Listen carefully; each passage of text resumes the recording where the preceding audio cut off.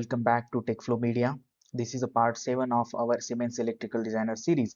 So far we have covered how to create project, how to configure the infeed section, and how to configure the motor load, right? So in our previous video we added the motor starter combinations, our physical devices, and in the last video we looked at how to set the parameters inside the combinations, whether it is DOL or RDOL or a star delta starter, right? So once you configure your load, whether it's motor load or resistive inductive load, currently we are focusing on motor load for now. The software automatically determine the required cables. This calculation is based on your motor's rated current and the short circuit breaking capacity of your infeed section, right? So if you look at the SLD, we deal with two main areas of the cables, inside the cabinet and outside the cabinet. Inside the cabinet you will see two types of cable that are part of the infeed section, right, this one, and cable that are part of the load feeder section. These both are the inside of the cabinet. Outside the cabinet we have one main cable which connects the load feeder to the actual motor, that is this one, right? So okay, now if you click on any cable to look at its filters or the parameters, you'll notice the parameter fields are very similar. We get total of 6 filters. We will see one by one these all the filter. That is today's our agenda. So ambient air temperature in the plant. Okay, so this is the surrounding air temperature where the cable will actually run outside the cabinet. The software allows you to input a range from 10 degrees Celsius to 60 degrees Celsius. Why does this matter? The the the hotter the environment, the less heat the cable can naturally dissipate. If your plant runs hot, the software will apply a derating factor, right, which might force you to use a thicker cable to prevent overheating. So currently maybe I will go with the 30 degrees Celsius, right? And then the second filter is cable length. So you can set this anywhere from 1 meter to 1000 meters depending on how far your motor is from the control panel.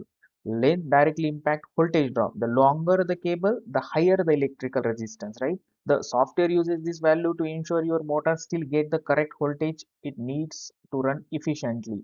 Here you can set range between the 1 meter to 1000 meter. So let's see, I will just use 20 meters of the cable. Now the third filter is minimum cross section. So this drop down gives you four baseline choices. If you expand it 1.5, 2.54, or and the 6 square. So think of this as the baseline thickness or size of the conductor you want to start with. The software will calculate if your choice is safe for the load, or it will automatically upsize it if the current demands or voltage drop requires a longer cross section. So for example, if I close this pop-up, you can see that as per our motor current already we got the 2.5 square cables, right? And now if I set it here, the my minimum limit should be the 4. I just said to the tool that I want minimum 4 square cable for the outside. So that's why this is the baseline. For a moment I will keep it as it is 2.5. Then number of loaded circuit.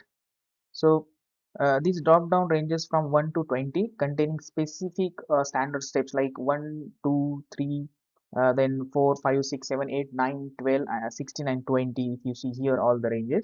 So what does this actually mean? It refers to how many other current carrying cables are bunched or packed together right next to this cable in the same tray, duct or the conduit. Think of it like people crowded together in a room. The more people there are, the hotter the room gets, right? Similarly, when multiple cables carry current right next to each other, they trap each other's heat. If you have one loaded circuit, the cable runs alone and can cool down easily. If you select 9 or 12, the cables are packed tightly together. Heat builds up and the software will heavily derate the cable's current capacity to keep it safe. So for demo purpose maybe I will keep it as a 6. The second last is wire cable installation method. So if you expand this, we have a 4 options: B1, B2, C and E. So B1 is nothing but single core cable in the cable duct. B2 is multi-core cable in the cable duct.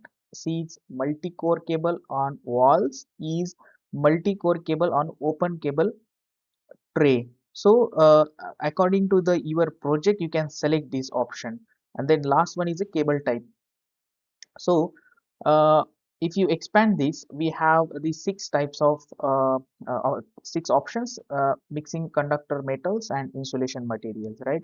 So conductors, you can choose either copper, better conductivity and smaller size, or aluminum, to lighter, more cost effective but require a large size of the same current. Insulation, you can pair these metals with PVC. Standard insulation usually rated up to 70 degrees Celsius. EPR, rubber insulation up to 90 degrees Celsius, or XLPE, cross-linked polyethylene, high performance up to 90 degrees Celsius and excellent against the short circuit.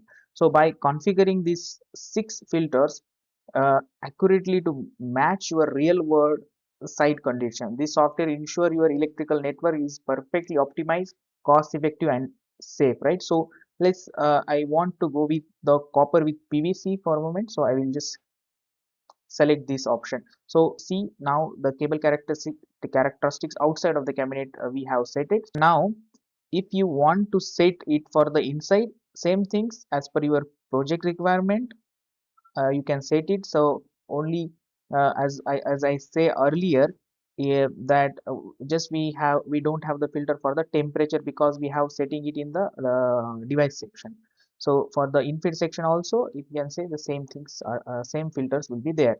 Now that wraps up our detailed look at how to set the cable characteristics. Now now that we have covered all the fundamental building blocks, right, from how to create the infit section to configure the motor load, adding the physical starter devices and calculating the cable length, it is time to put everything we have learned into the practice. In our next video, we are going to build a mini project from the scratch. We will combine three different motor loads into single operational workflow utilizing DOL and RDOL and star delta starter combination. This will give you a complete real world look at how a diverse system comes together. So make sure to stay tuned for that, and we will see you in the next part. Don't forget to like, share and subscribe to the Techplo Media.